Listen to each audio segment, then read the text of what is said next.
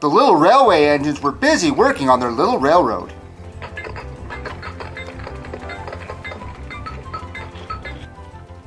Peter, Sam, and Rusty often worked together. One day, Rusty helped Peter, Sam to a water tower.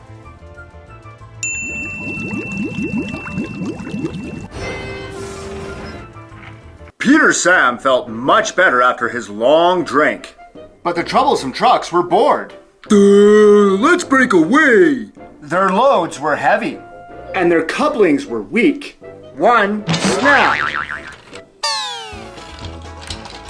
Faster, faster, faster, the trucks cried.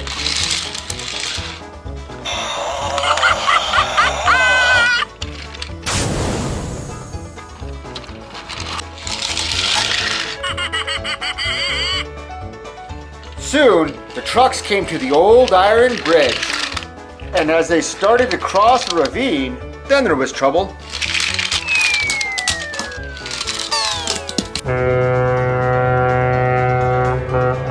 Ay, caramba!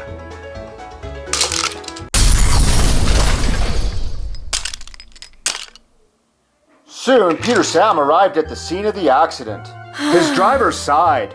This was all our fault. We didn't secure the trucks properly. We'll have to get help to pull them out. Sir Topham Hatt will be very annoyed. And he was. You destroyed my personal trucks? You're fired. No, sir. Your personal trucks are over there. You're rehired. But Peter Sam will have to work in the yards until I trust him again. Duncan can take over for you. Duncan was delighted with Peter Sam's predicament. Fancy not securing your freight cars on a hill. That'll come back to spook you. And your special funnel. And who's to say you're not afraid of ghosts? Snapped Rusty. Ugh, ghosts. Things that go bump in the night. Rubbish. Well, I'll tell you a story that'll make your funnel quiver. A long time ago, a little engine was returning home. It was a misty, moonlit night. Suddenly, the engine lost control. Plunged into the ravine. No otra vez.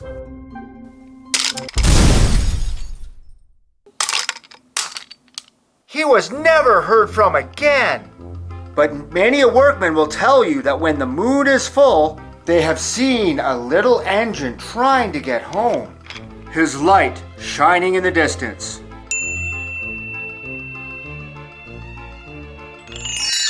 So what do you think of that, Duncan? Rubbish! Never mind him, Peter Sam.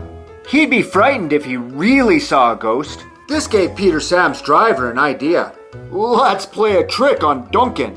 The next day they spoke to Peter Sam's driver, who agreed. I won't get fired over it, will I? No. I'll do it. Duncan had to take troublesome trucks to the slate mines. And then bring the empty cars back again.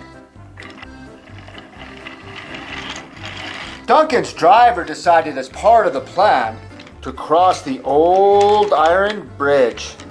Ah, haunted bridge! Rubbish! Snorted Duncan. It's as tame as a pet rabbit. But all the same, he kept thinking about Rusty's story. When dusk fell, he was keen to leave. If we don't leave now, Skarloey will take my favorite place in the sheds. We have to collect our cars first, his driver replied. They could see their plan was working because Duncan was nervous. When night fell, they set off. They soon came across the old iron bridge. Duncan sounded his whistle. The echo sounded everywhere. Up ahead, Duncan saw some flickering lights. Next, his driver secretly threw a rock from the cab window into the ravine below. Now this is just getting ridiculous.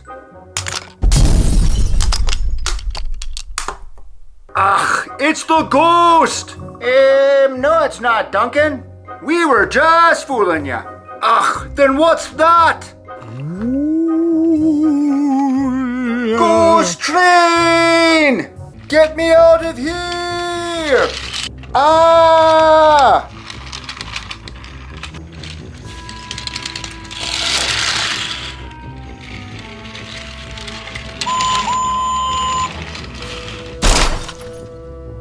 Ah! Ghost train!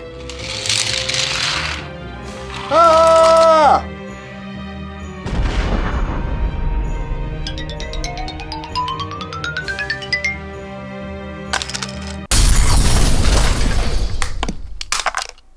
The next day, Sir Topham had addressed the narrow gauge engines. I don't understand it. First Peter Sam and then Duncan.